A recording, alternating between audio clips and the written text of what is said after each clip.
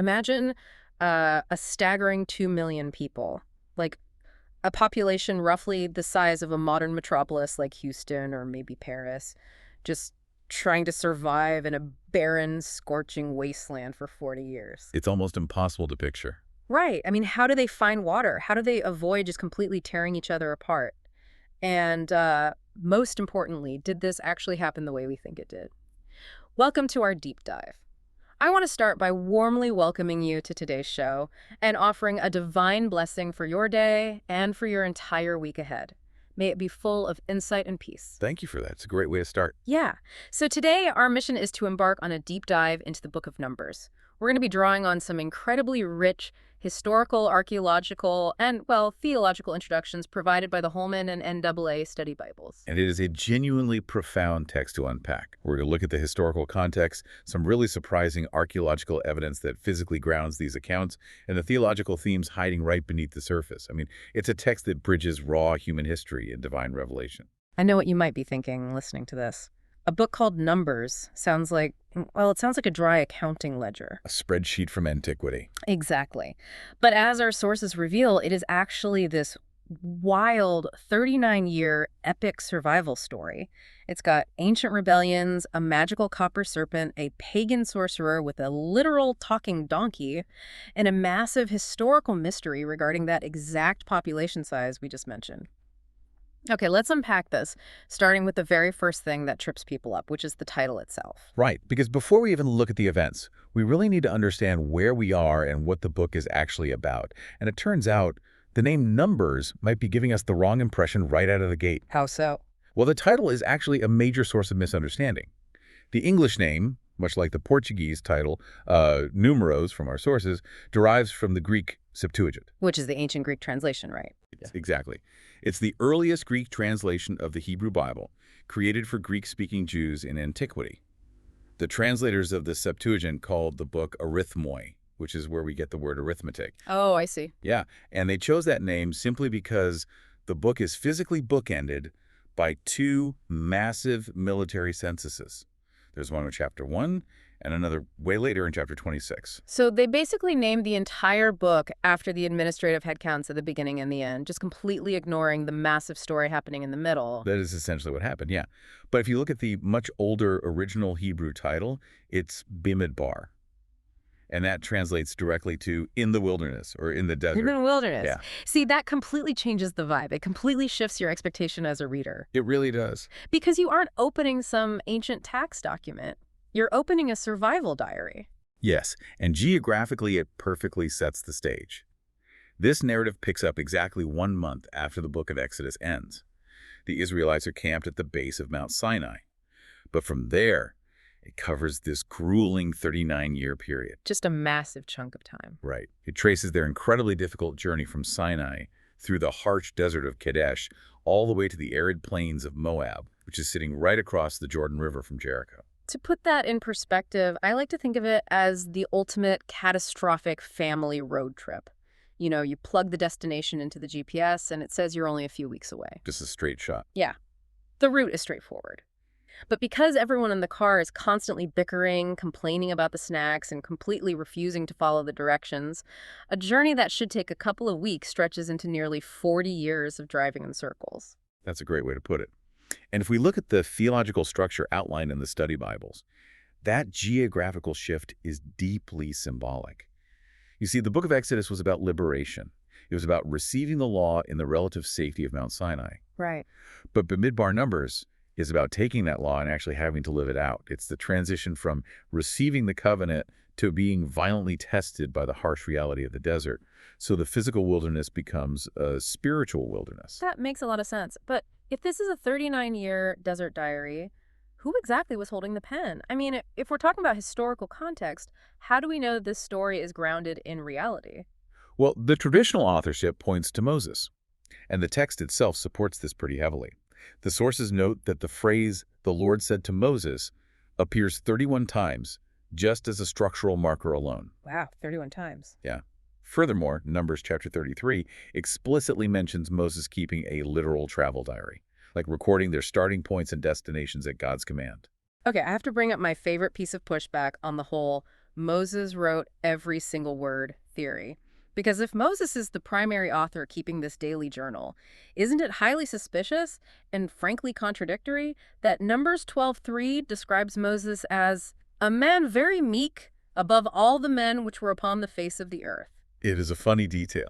Right. I mean, how could a truly humble person write that about themselves? What's fascinating here is how scholars resolve that exact tension. Modern scholars, as well as the historical analyses in our study Bibles, view this verse as a classic example of ancient editorial processes. Like someone coming in later and tweaking it. Exactly. Ancient texts weren't printed and bound like they are today. They were copied by hand onto scrolls over generations. It's highly likely that someone, maybe his brother Aaron's descendants or perhaps Joshua, added these explanatory notes to Moses' original journals after the fact. Oh, so they were reading his diary, saw the constant rebellions he faced, and just inserted a margin note to defend his character. Pretty much. An ancient margin note that eventually just got copied into the main body of the text over time. That makes perfect sense. And our sources also mention the Book of the Wars of the Lord in Numbers 21, which really sounds like scribes compiling multiple historical documents together. That is the general consensus, yes. Scribes were citing other known historical texts to contextualize the journey. And speaking of contextualizing the journey, the physical archaeology we have is remarkable. Oh, let's get into the archaeology. The study Bibles point to several really tangible artifacts. For example, in an ancient copper mining district called Timnah, archaeologists discovered a 12th century BC Midianite tent shrine, and inside it, a copper serpent. That is wild, because that perfectly mirrors the bizarre story in Numbers 21, right? Where the Israelites are attacked by venomous snakes, and Moses is instructed to build a bronze serpent on a pole to heal them. The very same story. To actually find a copper snake in a desert shrine associated with nomadic metal workers from roughly that exact era, that's incredible. It gives us physical proof of the religious practices of that region at the time. Furthermore, in the Jordan Valley, archaeologists uncovered an inscription at a site called Deir Allah. It was written in ink on a plastered wall, and it explicitly mentions the prophet Balaam and his oracles. Wait, the same pagan prophet we meet later in the book of Numbers? The exact same one. Finding an independent, completely non-Israelite archaeological record confirming a specific biblical character is so rare. And we also have Egyptian administrative texts from the 15th, 13th centuries BC. How do those connect? Well, Numbers chapter 34 provides this painstakingly detailed description of the borders of the land of Canaan. Historians have compared those geographical boundaries to diplomatic letters and administrative texts from the Egyptian Empire of the same era, like the famous Amarna letters. And do they match up? They align remarkably well. It shows that the author of Numbers had highly accurate, period-specific knowledge of the geopolitical landscape. Okay, so we have geographical accuracy, historical artifacts, and parallel texts from neighboring empires. But there's one massive detail that has completely puzzled historians, archaeologists, and mathematicians for over a century: the sheer scale of the censuses. Ah, yes, the big numbers mystery. It's definitely one of the most debated topics in biblical scholarship. So in the very first census, the text registers 603,550 men of fighting age, just the men over 20. Right. When you calculate the women, the children, and the elderly, the math implies a population of well over 2 million people. Logistically, a group of 2 million people just doesn't work in the ancient Sinai desert. So how do historians reconcile this? Well, our sources lay out three major problems with a literal reading of that number. First, as you mentioned, is the logistics. Supplying water and food for a sprawling metropolis of 2 million people, plus all their livestock, in a wasteland. It's essentially impossible without a continuous localized disruption of the laws of physics. Right. And second is the archaeological problem regarding Canaan itself, right? Exactly. The archaeological records suggest that the entire population of the land of Canaan at that time was likely less than 3 million people. If Israel truly had an army of 600,000 trained men, they wouldn't have needed a gradual, multi-generational conquest. They could have just swept through the land effortlessly. Completely. And the third problem is the mathematics themselves.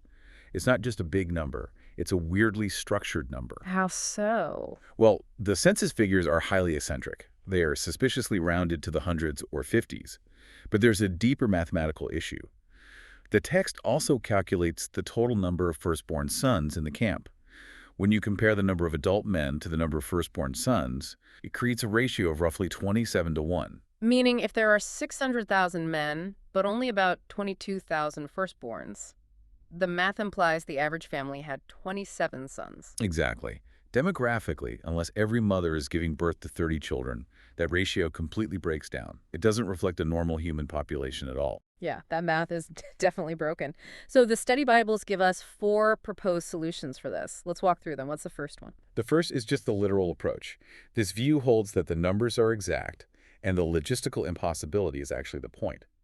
It's meant to emphasize that God's provision, the manna from heaven, the water from rocks, was an absolute, undeniable miracle precisely because it sustained an impossible crowd. Got it. The second solution is the misplaced era theory, which I have to ask, how does a historical era just get misplaced? Well, this theory argues that these massive numbers are authentic, but they belong to a much later period in Israel's history. Imagine an archive room in ancient Jerusalem.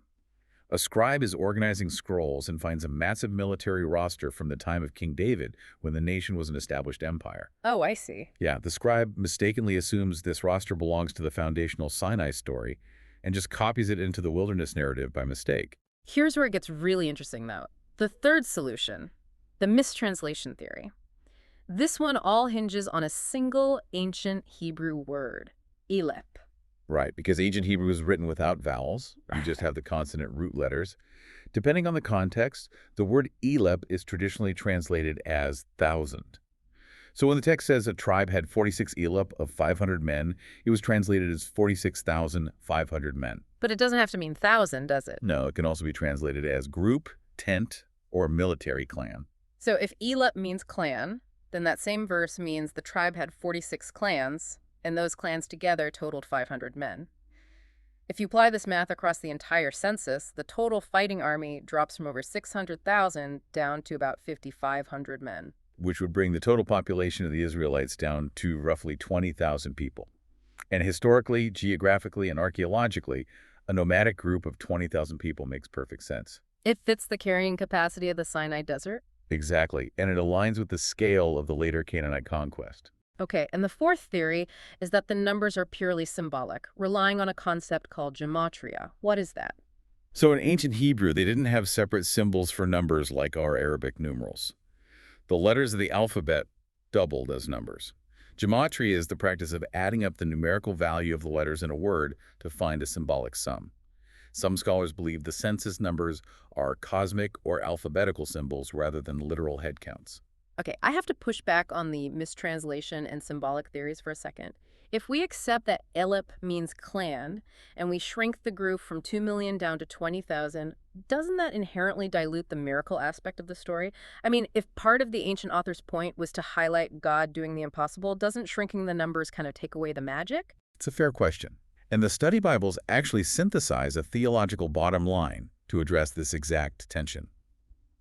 They point out that regardless of which mathematical solution is correct, whether it was 2 million people sustained by daily miracles or 20,000 people organized into literal clans, the theological message of the census remains identical. The underlying meaning doesn't change with the math. Right. Because the point of the census wasn't just to do an inventory, it was a mobilization. The message is that every single eligible person in the redeemed community must be counted, must be prepared, and must actively participate in the calling God has given them. They were numbered because they were expected to fight and to serve. Exactly. The demand for total participation from the community exists whether the army is 5,000 or 500,000. So that roster is about readiness, not just scale. And they absolutely needed to be ready because managing this wandering nation brings us to the actual plot of the book. And spoiler alert for a 3,000-year-old text, they do not manage it well. No, they really don't. To understand why the narrative unfolds the way it does, we have to look at the literary genre of numbers. It isn't just a historical chronicle, and it isn't just a dry list of laws. It constantly alternates between historical narrative, the messy events happening on the ground, and legal or religious instructions. Our sources actually liken the narrative to John Milton's epic poem Paradise Lost. The core conflict of the entire book of Numbers is described as sublime grace disputing with the sinfulness of men. That is a beautiful and tragic summary, because you see this relentless cycle throughout the book. God provides, the people face a hardship, they rebel, judgment falls, Moses intercedes, God offers grace and a new law to guide them, and then they move forward until the very next hardship. And the rebellions are just relentless. I mean, they complain about the miraculous manna and demand real meat, so God sends a plague of quail that literally makes them sick. Then you have the rebellion of Korah, Dathan, and Abiram, who try to overthrow Moses and Aaron's priesthood. Right, and the earth opens up and swallows them. Yeah. It's intense. It is. And the pivotal tragedy of the entire book is the failure of the 12 spies. They reach the border of the Promised Land and send spies in. Despite seeing the sheer abundance of the land, 10 of the spies convince the nation that the Canaanites are too strong, that they look like giants. They just succumb entirely to fear and disbelief. Exactly. And that singular moment of rebellion is what causes God to decree the 40-year delay, ensuring that the older, faithless generation will pass away in the desert. Even Moses fails under the pressure. His own frustration with the people just gets the better of him. He disobeys God's specific instruction on how to provide water from a rock. He strikes the rock in anger instead of speaking to it. And that one act of public disobedience costs him his own entry into the Promised Land. It's heartbreaking. But contrasting that constant human failure is the overwhelming reality of God's sovereignty and presence. He doesn't abandon them. His presence is physically manifested as a pillar of cloud by day and fire by night. He resides right in the center of the camp in the tamarack. And he protects them from threats they don't even know are happening, like the story of Balaam. I love this story. While the Israelites are probably in their tents complaining about the desert heat, the rival king of Moab hires this pagan enchanter, Balaam, to curse Israel from a mountaintop. Right. He's trying to destroy them spiritually. Yeah, but God literally hijacks the pagan sorcerer's mouth. Every time Balaam tries to curse them, a blessing comes out instead. The irony is incredible. The supposed seer is completely blind to the angel blocking his path, but his donkey can see the angel and literally talks to Balaam to save his life. The Balaam narrative highlights a crucial theological theme, which is the absolute uniqueness and exclusivity of the God of Israel. He cannot be manipulated by pagan magic or incantations. He is sovereign over all nations, even those attempting to destroy his people in secret. So what does this all mean? It's easy to look at a text that is over 3,000 years old and think, wow, those ancient people sure complained a lot. But why should you, the listener, care about the grumbling of ancient wanderers? How does a book about a desert census connect to us today? If we connect this to the bigger picture, the Book of Numbers serves as a foundational, almost timeless warning about human nature. The study Bibles explicitly point out how the New Testament handles this book. The Apostle Paul uses the Book of Numbers in his first letter to the Corinthians, specifically chapter 10. He brings it up as a direct warning to the early Christian church, right? He does. Paul uses the Israelites in the desert as a direct cautionary tale. He reminds his readers that the Israelites had incredible spiritual privileges. They were freed from slavery, they walked through the Red Sea, they ate miraculous food, and they had God's visible presence leading them. Yet most of them perished in the wilderness because of their idolatry, their grumbling, and their disbelief. Because spiritual privilege doesn't grant you immunity from the consequences of your actions. Exactly. Paul's message, drawn straight from the mechanics of Numbers, is that experiencing God's grace does not give you a free pass to live faithlessly. The warning is just as urgent for modern readers. Do not repeat the mistakes of the wilderness generation. Do not let fear or temporary hardship cause you to abandon your calling. It completely transforms the text from an ancient ledger into a mirror for human behavior. Well, let's briefly wrap up our mission today. We have traversed the 39-year gap from the base of Sinai to the plains of Moab. We've decoded the mysteries behind the massive censuses, whether they were literal millions, misplaced eras, or thousands of military clans. And we've seen a literary epic where divine grace is constantly wrestling with deeply flawed human nature. It is a profound journey of purification. The old must pass away so the new can enter the promise. Which leaves us with a final provocative thought. The overarching structure of Numbers literally bridges two generations. The first generation perishes in the desert because they are paralyzed by fear and disbelief. But the second generation, raised in the harshness of the wilderness, is the one that prepares to inherit the promise. I want you to consider, when you are facing your own long, frustrating wilderness periods in life, those times when progress seems stalled and resources seem scarce, are you focusing entirely on the complaints of the present, like the first generation? Or are you preparing the ground, building resilience for the generation that comes after you? Thank you for joining us on this incredible journey. God blesses all of you listening. Until next time.